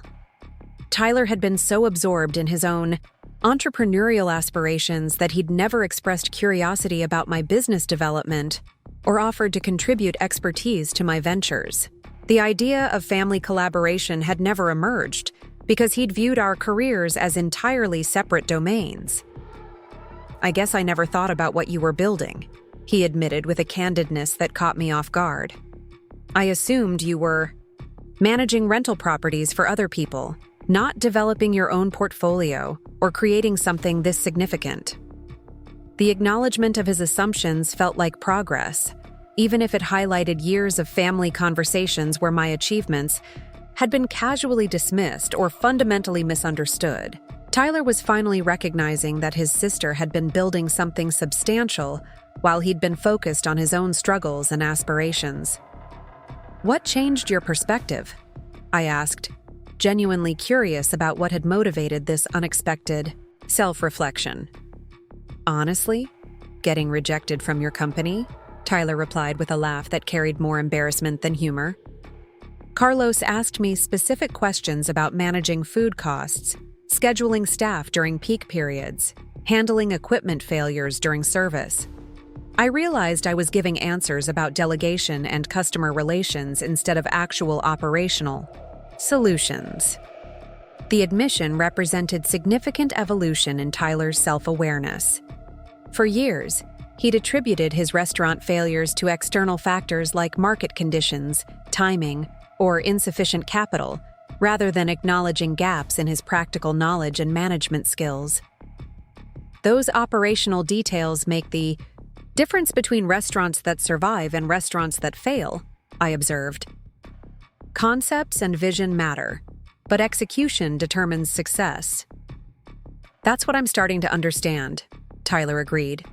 I've been so focused on creating innovative dining experiences that I never developed expertise in the practical aspects of running profitable restaurants. The recognition felt genuine rather than strategic, suggesting that Tyler might finally be ready for honest conversation about his professional development and our family's financial patterns. His willingness to acknowledge specific limitations, rather than defending his approach, represented a level of maturity I hadn't previously witnessed in our adult relationship. Tyler, tomorrow's meeting isn't just about the mortgage extension, I said, deciding that complete honesty was necessary for productive family discussion. It's about establishing boundaries that prevent repetition of the financial patterns that created this crisis. You mean my restaurant ventures? He said quietly. The money from grandmother's inheritance, the refinancing to fund Verde Farm Table and Nomad Kitchen. The direct acknowledgement of his role in consuming family financial resources surprised me with its clarity. Tyler had historically avoided discussing the specific costs of his failed ventures, preferring to focus on lessons learned and future potential rather than accounting for past impacts. Yes, I confirmed. Mom and Dad have leveraged everything they built over 30 years to fund business ventures that didn't succeed. I can't co-sign their mortgage extension without assurance that this pattern won't continue with your molecular gastronomy concept. Tyler was quiet for a long moment, apparently processing the connection between his entrepreneurial aspirations and his parents' financial vulnerability. The conversation had reached territory we'd never explored directly, examining the consequences of family financial decisions that had been motivated by love but guided by hope rather than realistic planning. Emma, I never asked them to risk the restaurant or their house for my businesses, he said finally. When they offered to help, I assumed they had resources available that wouldn't jeopardize their security. The explanation revealed both Tyler's naivety about family finances and his willingness to accept advantages without investigating their true cost. He'd benefited from family financial support, without understanding that those resources came from leveraging his parents' life's work, rather than surplus cash available for investment. They offered because they believed in your potential, I replied. But belief isn't a substitute for realistic assessment of business prospects and financial risks. And you think my restaurant concepts haven't been realistic, Tyler said, framing it as statement rather than question. I think your restaurant concepts have been ambitious without adequate foundation in operational expertise, I clarified. Innovation matters in the restaurant industry, but it has to be built on mastery of fundamental business practices. The distinction between criticism and guidance felt important to maintain. Tyler's creative vision and enthusiasm for culinary innovation weren't inherently problematic. The issue was his pattern of pursuing complex concepts without developing the practical skills necessary to execute them successfully. What would realistic foundation look like? Tyler asked, apparently genuinely interested in understanding rather than defending his approach. The question suggested he might be ready for constructive feedback rather than just family encouragement. It created an opportunity for productive mentorship that had never existed when Tyler was convinced that his approach was already sound and his failures were attributable to external factors. Working in established restaurants to understand operations from the ground up, I replied. Learning food cost management, inventory control, staff scheduling, vendor relations, building practical expertise before attempting to innovate or lead. The suggestion represented a fundamental shift from Tyler's pattern of moving directly from concept development to business ownership without intermediate steps that would have built relevant skills. It meant acknowledging that restaurant success required specific competencies that couldn't be improvised or learned through trial and error. You're suggesting I should work for other people instead of pursuing my own concepts, Tyler said, though his tone carried curiosity rather than resistance. I'm suggesting you should develop expertise that would make your own concepts more likely to succeed, I corrected.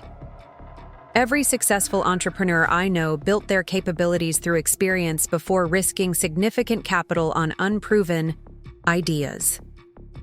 The comparison to successful entrepreneurs seemed to resonate with Tyler, perhaps because it framed skill development as preparation for eventual leadership rather than permanent subordination to other people's visions. He'd always seen himself as destined for entrepreneurial success. The question was whether he could accept that achieving that destiny might require different preparation than he'd previously pursued. How long would that kind of preparation take? He asked. Depends on how quickly you learn and how thoroughly you want to understand restaurant operations, I replied. Most successful restaurant managers have at least 3 to 5 years of hands-on experience in multiple aspects of the business. The timeline was realistic, but represented a significant departure from Tyler's pattern of moving quickly from concept to implementation. It meant accepting delayed gratification and systematic skill building, rather than immediate pursuit of his entrepreneurial aspirations. And during that preparation period, I shouldn't be seeking investment for new restaurant concepts, Tyler said, apparently understanding the implications of developing expertise before attempting to lead. During that preparation period, you should be learning from other people's successes and failures rather than creating your own expensive experiments, I confirmed. The molecular gastronomy concept could still be viable in a few years, but with much better execution if you understand operations thoroughly first. The conversation had evolved far beyond what I'd expected when Tyler first called. Instead of defensive justification for his past ventures or enthusiastic promotion of his latest concept, he was engaging in realistic planning for professional development that acknowledged his current limitations. Emma, I have to ask, Tyler said after another thoughtful pause. Are you willing to help me find opportunities to develop this kind of experience? I know I don't have any right to expect assistance, but your perspective on what restaurant success actually requires seems much more grounded than mine has been. The request represented a complete reversal of our historical relationship dynamic. Instead of Tyler dismissing my input as overly practical or insufficiently visionary, he was acknowledging that my approach to business development might have lessons applicable to his career advancement. I'm willing to provide guidance and potentially connect you with opportunities that would build relevant skills, I replied carefully. But the work and learning have to come from you. I can't create success for you, only point you toward paths that might lead to genuine capability. That's fair, Tyler agreed. More than fair, actually, given how I've handled things in the past. The acknowledgement of past mistakes without elaborate justification or deflection felt like significant progress. Tyler was finally accepting responsibility for his pattern of failures rather than attributing them to circumstances beyond his control. Tyler, tomorrow's meeting is going to be difficult, I warned him. Mom and Dad need to understand that co-signing their mortgage means establishing clear boundaries about future family financial support for business ventures. That includes your molecular gastronomy concept. I understand, he replied, though I sensed some lingering discomfort with the public nature of tomorrow's family discussion. And honestly, after this conversation, I'm not sure I'm ready to pursue that concept anyway. Maybe I need to focus on developing practical skills instead of promoting another untested idea. The shift in perspective was remarkable, suggesting that Tyler might finally be ready to prioritize substance over appearance in his professional development. If genuine, it represented the kind of fundamental change in approach that could eventually lead to restaurant success. One more thing, Tyler said as our conversation prepared to conclude. I want to apologize for not understanding what you were building with Summit. I should have been more interested in your success, more supportive of your achievements. I was so focused on my own struggles that I didn't recognize what you were accomplishing. The apology felt sincere rather than strategic. Acknowledgement of years of family dynamics where my achievements had been overshadowed by attention to his aspirations. While it couldn't change our history, it suggested possibility for healthier sibling relationship based on mutual respect rather than inherited hierarchy. "Thank you for saying that," I replied. "And Tyler, if you're serious about developing restaurant expertise through hands-on experience, I know several operators who might be interested in hiring someone with your educational background and enthusiasm, assuming you're willing to start in positions that build fundamental skills." "I'm interested," he confirmed. "Whatever it takes to actually understand what I've been trying to do all these years." After ending the call, I sat in my home office processing the unexpected evolution in Tyler's perspective and its implications for tomorrow's family meeting. The brother, who had consistently dismissed my practical concerns about his business ventures, was suddenly seeking my guidance for realistic professional development. The family member who had never shown interest in my achievements was apologizing for years of inattention and dismissal. Whether this change represented genuine transformation or temporary flexibility motivated by financial crisis remained to be seen. Family patterns established over decades didn't typically yield to permanent modification through single conversations, regardless of their apparent depth or sincerity. But Tyler's willingness to examine his assumptions and acknowledge his limitations created possibility for healthier dynamics that hadn't existed before. I spent the remainder of the evening drafting notes for tomorrow's meeting, outlining the specific boundaries and accountability measures that would need to be established before I could responsibly co-sign my parents' mortgage extension. The conversation with Tyler had been encouraging, but family financial security required more than good intentions and promising conversations.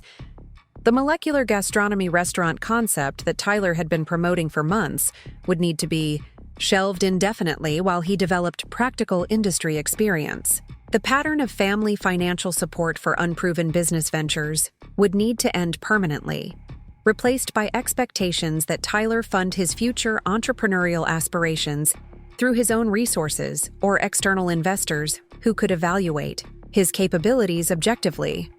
Most importantly, my parents would need to acknowledge that their approach to supporting Tyler's business development had endangered their own financial security and commit to prioritizing their stability over his ambitions moving forward. The restaurant and house they'd built through decades of hard work couldn't continue serving as collateral for ventures that their son's track record suggested were unlikely to succeed. Monday morning brought crisp mountain air and the kind of brilliant sunshine that made Denver feel like the center of possibility rather than limitation.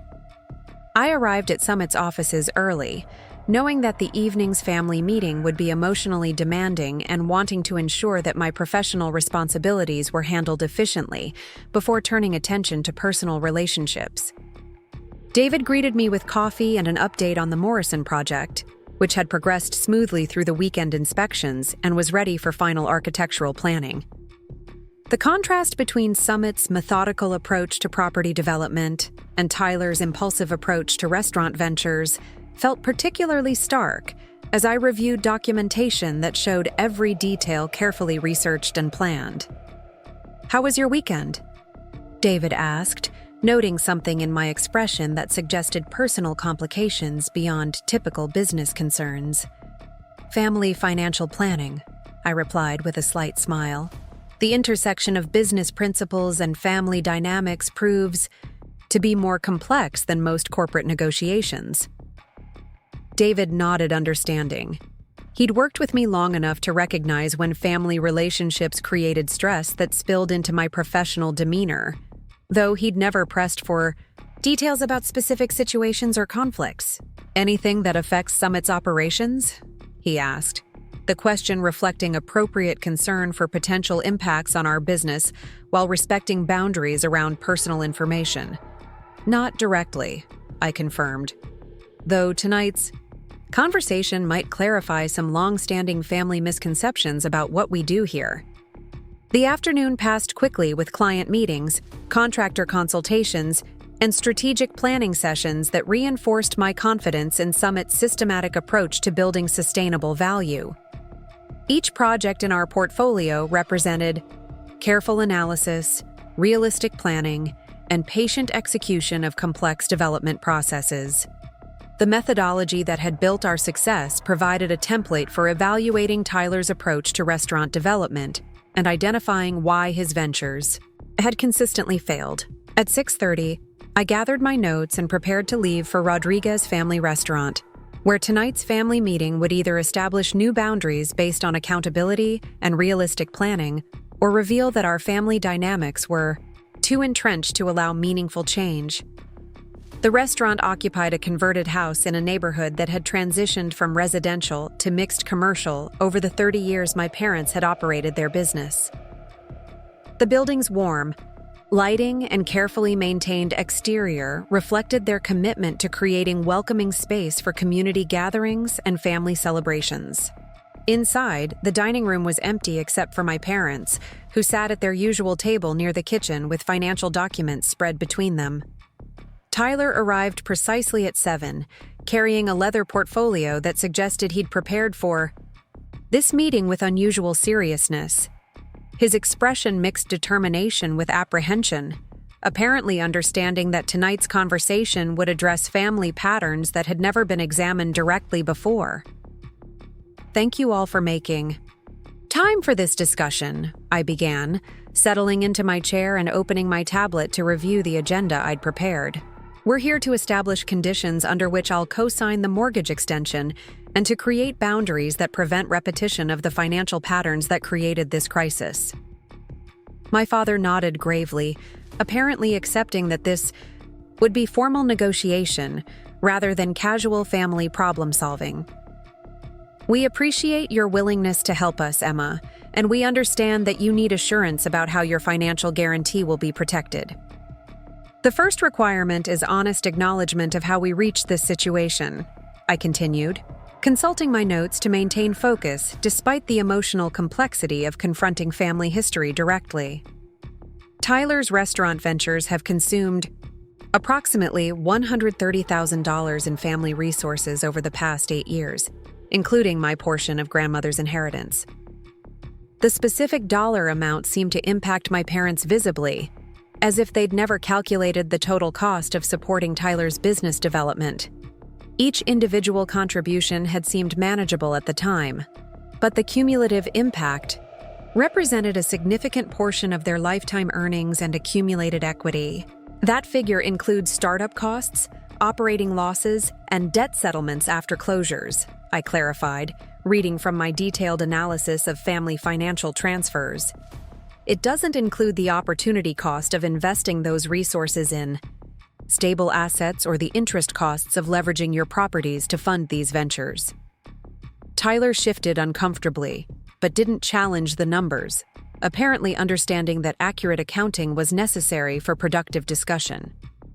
His silence suggested acceptance of responsibility rather than preparation to defend his track record or minimize its financial impact.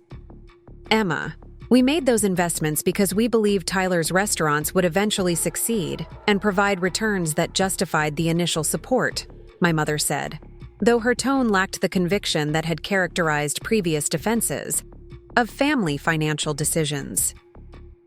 "Belief isn't sufficient justification for investment decisions that risk your financial security," I replied. "Professional investors require evidence of market demand, operational capability, and realistic financial projections before committing capital to unproven ventures." The comparison to professional investment standards highlighted the gap between emotional decision-making and analytical evaluation that had characterized family financial choices throughout Tyler's entrepreneurial career. Love and hope had substituted for due diligence and risk assessment, producing predictably disappointing results. "What would professional standards look like for future family financial decisions?" my father asked, apparently recognizing that emotional approaches hadn't served their interests effectively. "Tyler's future business ventures must be funded through his own resources or external investors who can evaluate his capabilities objectively," I replied, outlining the first major boundary that would govern ongoing family relationships. "The restaurant and house cannot be used as collateral for any future business loans or investments." The requirement represented fundamental change in how our family approached Tyler's entrepreneurial aspirations. Instead of automatic support, followed by hope for positive outcomes, He would need to demonstrate viability to objective evaluators who had no emotional investment in his success. And if Tyler develops a restaurant concept that shows genuine promise? My mother asked, apparently still hoping that future family financial involvement might be possible under different circumstances. Then external investors who specialize in restaurant financing will recognize that promise and provide appropriate funding, I replied. If professional investors won't support Tyler's concepts, that suggests the concepts aren't as promising as family enthusiasm might indicate. Tyler spoke for the first time since the meeting began, his voice carrying acceptance rather than resistance. Emma's right. If I can't convince industry professionals to invest in my ideas, then I probably need to develop better ideas or stronger capabilities before pursuing restaurant ownership. The acknowledgement surprised my parents, who had apparently expected Tyler to advocate for continued family financial support rather than accepting external evaluation standards. His agreement with my position represented significant shift from his historical approach to family business discussions. Tyler and I had a conversation yesterday about his professional development, I continued, noting my parents' surprised expressions. He's expressed interest in building practical restaurant experience through hands-on work, rather than immediately pursuing his molecular gastronomy concept. You're postponing your new restaurant? My father asked Tyler directly, apparently processing this information for the first time. I'm recognizing that I need to understand restaurant operations much better before attempting to lead another venture, Tyler clarified. Emma helped me see that my failures weren't just bad luck or market timing. They reflected gaps in my practical knowledge and management skills. The admission represented more accountability than Tyler had ever accepted for his restaurant. Failures. Acknowledgement that success required specific competencies rather than just creative vision and family financial support. Whether this recognition would translate to sustained behavioral change remained uncertain, but its emergence created foundation for different family dynamics. So, the molecular gastronomy restaurant is permanently canceled? My mother asked, her tone carrying disappointment that her son was abandoning another ambitious entrepreneurial vision. It's postponed until I have the operational expertise to execute it successfully, Tyler corrected. The concept might still be viable in a few years, but with much better implementation if I understand practical restaurant management first. The distinction between cancellation and postponement seemed important to Tyler's self-image, allowing him to maintain entrepreneurial identity while accepting that immediate pursuit of ownership wasn't realistic given his current capabilities.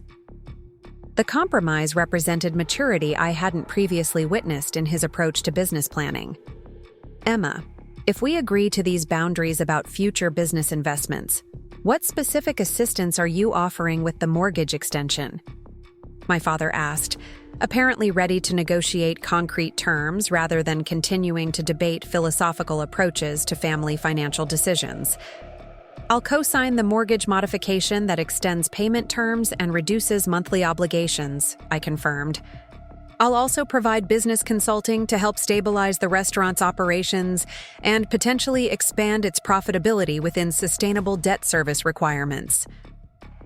The offer included more support than strictly necessary for the mortgage guarantee. Reflecting my genuine desire to help my parents recover financial stability, rather than simply protect my own interests. The restaurant had been their life's work for over 30 years. It deserved strategic attention that could preserve its viability for their retirement years. Business consulting? My mother asked, apparently surprised that I was offering professional expertise rather than just financial guarantee. Restaurant operational analysis, marketing strategy review, menu optimization for profitability, I explained. Summit's hospitality division has extensive experience helping food service businesses improve their financial performance through systematic operational improvements.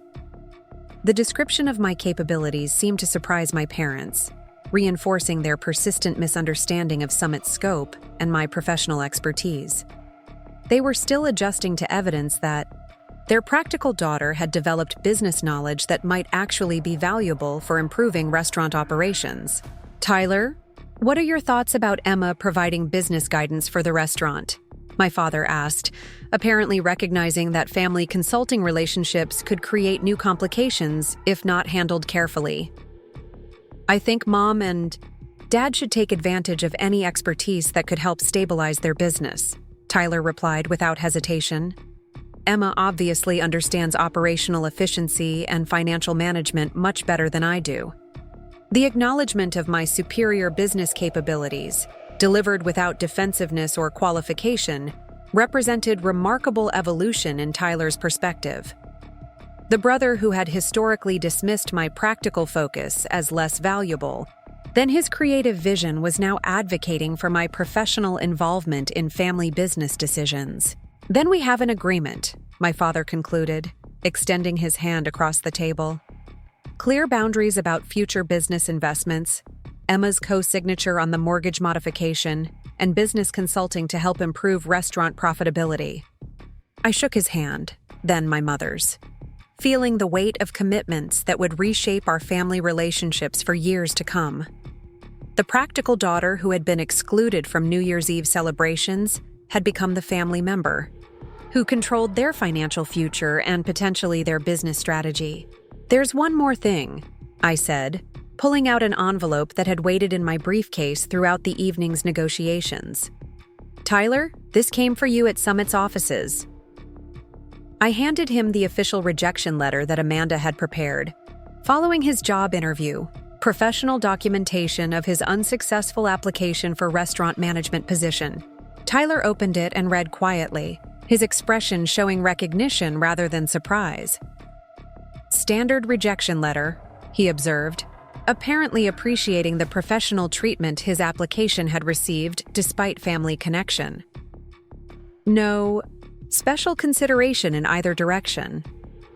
Exactly the evaluation process that built Summit's reputation for hiring exceptional talent, I confirmed. The same standards that will govern any future interaction between Tyler's career development and our company operations. The evening had accomplished more than I'd hoped when first agreeing to consider co-signing my parents' mortgage. Instead of simple financial arrangement motivated by family obligation, we'd established boundaries based on accountability, realistic planning, and mutual respect that might actually prevent future repetition of destructive patterns. Whether these new dynamics would survive the challenges of implementation remained to be seen. Family relationships established over decades don't typically transform permanently through single conversations, regardless of their apparent significance or sincerity. But the foundation for healthier interactions had been created, based on principles that recognized both family loyalty and individual responsibility. As we prepared to leave Rodriguez Family Restaurant that evening, I felt cautiously optimistic about the evolution our family might achieve over the coming months and years. The mortgage extension would provide breathing room for my parents to stabilize their finances. Tyler's commitment to developing practical restaurant expertise could potentially lead to genuine business success. The boundaries we'd established could prevent future financial crises while preserving family relationships based on mutual respect rather than enabling patterns. The excluded daughter had become the family problem solver, but on terms that honored both emotional connections and practical realities. Tomorrow would bring new challenges as we began implementing tonight's agreements. But for the first time in years, our family financial decisions would be guided by realistic assessment rather than hopeful assumptions. 6 months after being excluded from my family's New Year's Eve party, I stood in the completely renovated dining room of Rodriguez Family Restaurant for their reopening celebration. The space buzzed with customers, neighbors, and local business owners who had supported my parents throughout their 30-year journey in the community. Tyler moved efficiently between tables, coordinating service with the professionalism of someone who had earned respect through demonstrated capability rather than inherited position. His catering business had launched successfully the previous month, already booking events through the summer based on word-of-mouth recommendations from satisfied customers. My parents worked the room with renewed energy, their financial stress replaced by cautious optimism about sustainable growth and operational improvements that had strengthened rather than complicated their business model. The restaurant that had nearly been lost to mortgage crisis was now positioned for long-term success through systematic operational excellence. "Emma, we can't thank you enough for everything you've done," my mother said, embracing me near the host station, where family photos now included pictures of Summit Property Solutions team and achievements alongside Tyler's culinary school graduation and restaurant industry certifications. "You saved more than our mortgage," my father added, gesturing toward Tyler as he efficiently resolved a kitchen timing issue. "You saved our family from patterns that were destroying what we'd built together." The power reversal that began with my banishment from New Year's Eve had ultimately created opportunity for our entire family to evolve beyond the roles and assumptions that had limited our individual potential and damaged our collective relationships. Sometimes being excluded from where you think you belong leads to discovering where you actually need to be. Up next, you've got 2 more standout stories right on your screen. If this one hit the mark, you won't want to pass these up. Just click and check them out.